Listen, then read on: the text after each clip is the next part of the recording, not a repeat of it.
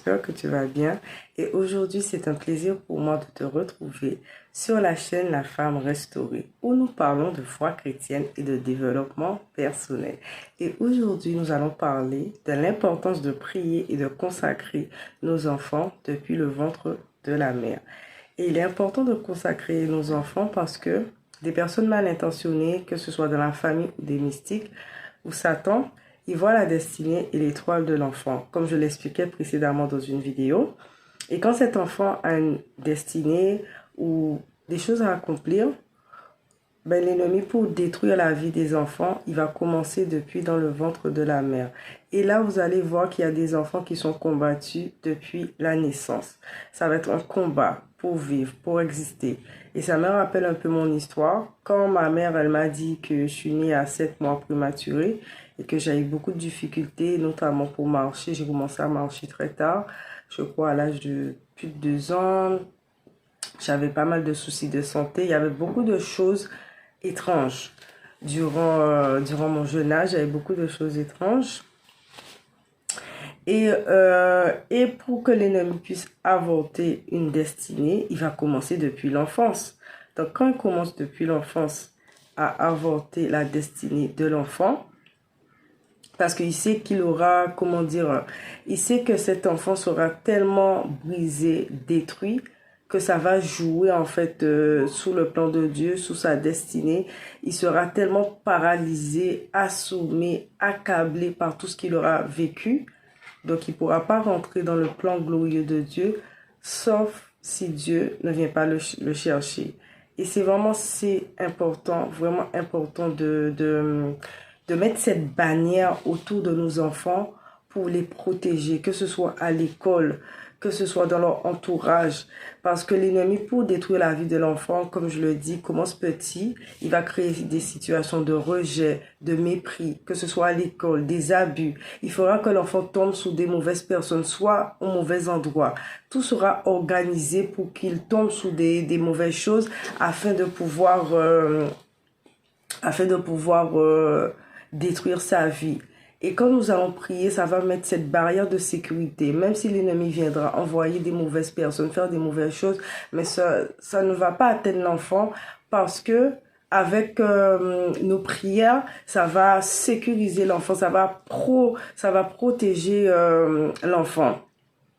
Parce que faut savoir aussi que quand surtout vous venez, vous avez constaté que dans votre famille, vous venez d'une famille où vous voyez que les enfants ne prospèrent pas, les enfants n'avancent pas, ils réussissent pas à l'école, tout le monde s'arrête en primaire, tout le monde s'arrête au collège. Vous constatez que les enfants de votre famille n'évoluent pas, ne réussissent pas, ben vous devez pas être endormi. Vous devez pas être endormi en tant que maman, en tant que papa. Vous devez prier pour vos enfants. Si vous voyez dans votre famille, il y a beaucoup de liens de blocage. Si vous ne priez pas, vous n'êtes pas dans la prière et le jeûne, intercédez pour vos enfants, mais ce que vous êtes devenus, ce que vos grands-parents ont été, ben ça va forcément arriver à vos enfants. Il faut briser en fait, ces liens générationnels pour pas que ça déteigne sous les enfants. Et ça, c'est vraiment important.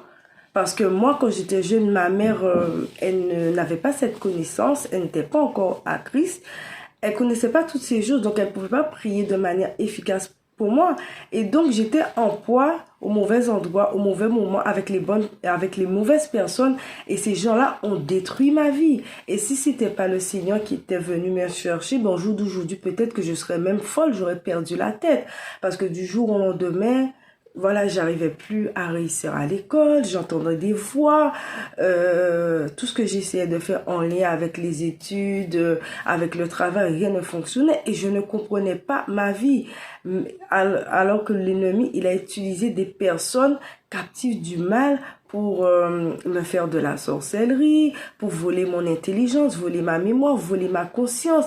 Et voilà, et quand vous avez peut-être des parents qui n'ont pas forcément la connaissance du monde spirituel et de tout ce qui s'ensuit, ben votre enfant, il sera en sujet à toutes sortes de choses, la méchanceté des gens, les abus que j'ai pu vivre par les hommes. Et c'est ça, et l'ennemi, il s'acharne des petits comme ça, il paralyse l'enfant, il assaillit l'enfant de toutes sortes de choses. Comme ça, l'enfant, il va tomber dans la dépression, il va tomber dans les envies suicidaires, dans toutes sortes de choses comme ça. Il sait qu'il a paralysé la destinée de l'enfant.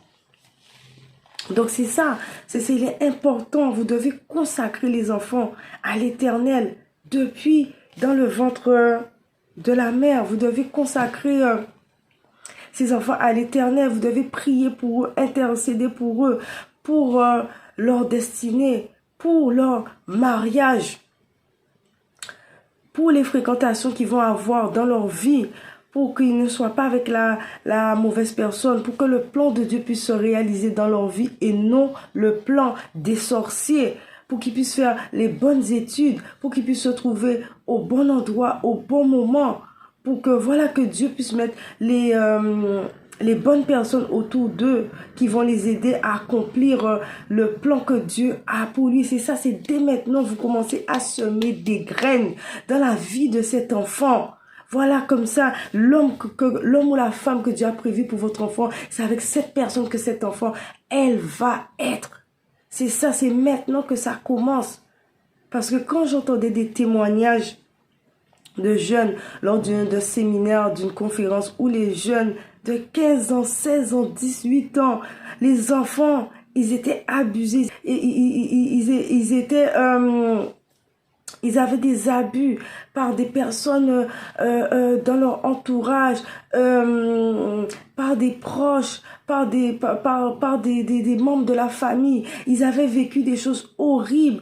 Voilà, toutes sortes de choses, toutes sortes de catastrophes, de méchanceté, du mépris, du rejet. Après, cet enfant, il grandit avec quoi? Il grandit avec un manque d'amour et l'enfant devient un instrument de destruction.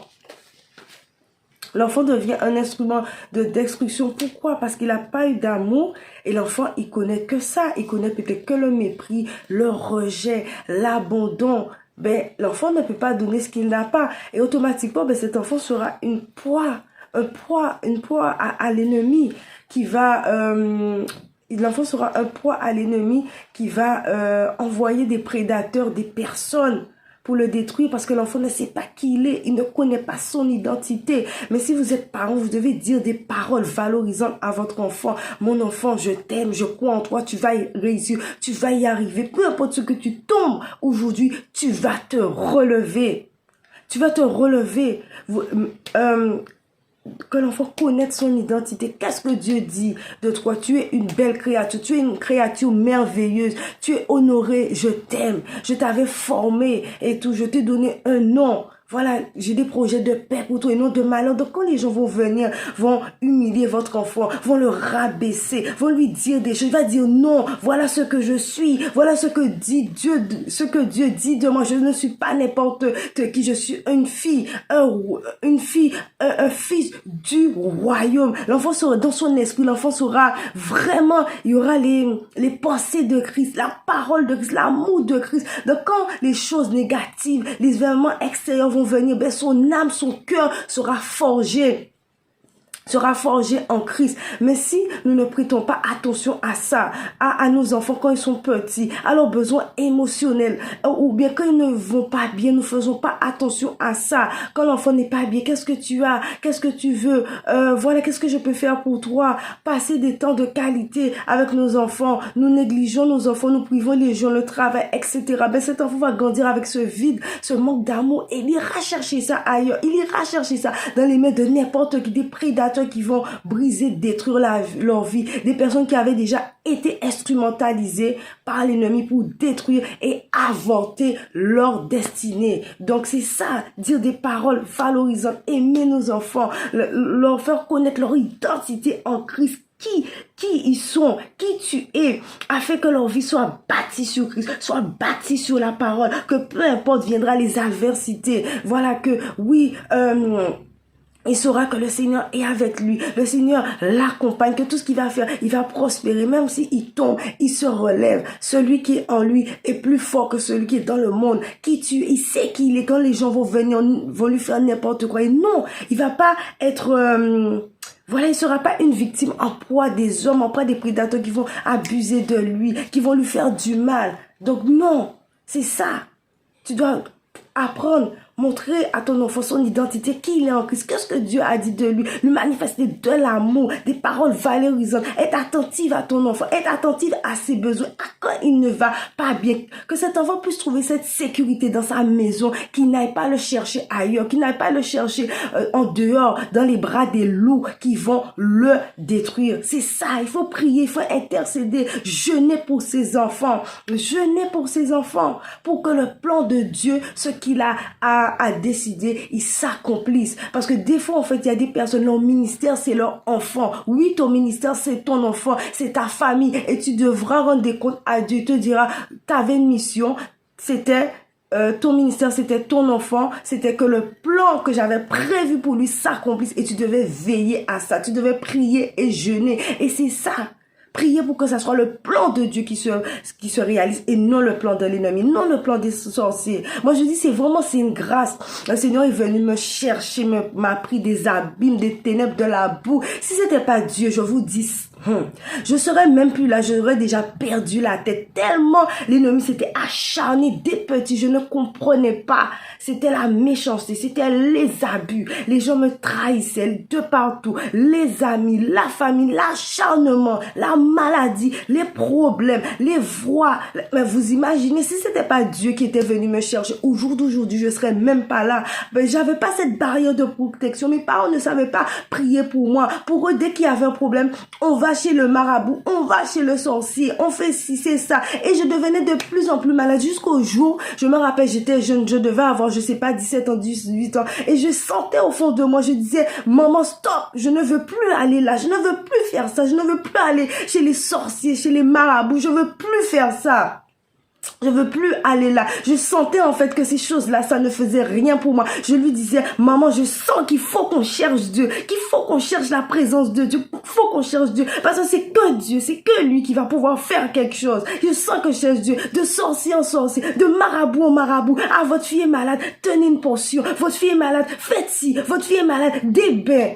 Seigneur, Jésus, faites ci, faites ça, donnez-lui à boire ci, marquez des choses sur lui, faire des croix, faire des choses bizarres, boire des potions, se laver avec des bains, manger des trucs bizarres, mais au final, ça m'a rien fait, ça empirer ma situation. J'étais encore de plus en plus malade et oppressée par des voix sataniques et démoniaques. Parce que quand vous allez dans ces endroits-là, vous allez voir ces personnes-là, ça, vous récupérez des démons, vous récupérez encore plus de bagages, plus de problèmes, de maladies, des démons sataniques qui viennent s'attacher à vous. Vous imaginez? Vous imaginez un peu le truc? Donc franchement, vraiment, consacrez vos enfants à Dieu. Priez pour Dieu. Priez, priez, priez. Maman, vous avez une autorité dans le monde spirituel. Ne laissez pas vos enfants en proie à l'ennemi. Parce qu'on est dans un monde de chute. L'ennemi va tout faire pour massacrer les enfants. Quand il a tenu la jeunesse, il a brisé la jeunesse. C'est fini. Il commence depuis la racine. Parce que dans la jeunesse, il y a une génération. Il y a un héritage. Vous ne devez pas être endormi. On ne doit pas être oisif. Mais alerte. Alerte à ce qui passe. À prier pour nos enfants. Prier pour notre famille, être accroché à Christ au pied de la croix. Quand toutes ces choses qui sont dans ce monde est éphémère et périssable, mais le plus important, c'est de sauver notre âme et de vivre avec Christ dans l'éternité. Donc, merci. C'est un plaisir pour moi de vous retrouver. J'espère que ce message vous a édifié. Vraiment, je prie pour que le Seigneur puisse vous donner la force de prier efficacement pour vos enfants, de les protéger à travers la prière, de les consacrer au Seigneur afin que c'est le plan de Dieu qui s'accomplisse dans leur vie et non le plan de l'ennemi. Que vraiment la barrière de l'éternel soit sur vos enfants et que la grâce de Dieu vous accompagne et vous donne la force, mais surtout le discernement de discerner toutes les choses qui peuvent venir autour de vous qui ne sont pas de Dieu et des mauvaises choses que l'ennemi aura mis autour de vos enfants pour les détruire. Que Dieu vous donne le discernement des esprits pour prier efficacement, pour jeûner et pour faire les bonnes choses pour vos enfants. À bientôt sur la chaîne La Femme Restaurée.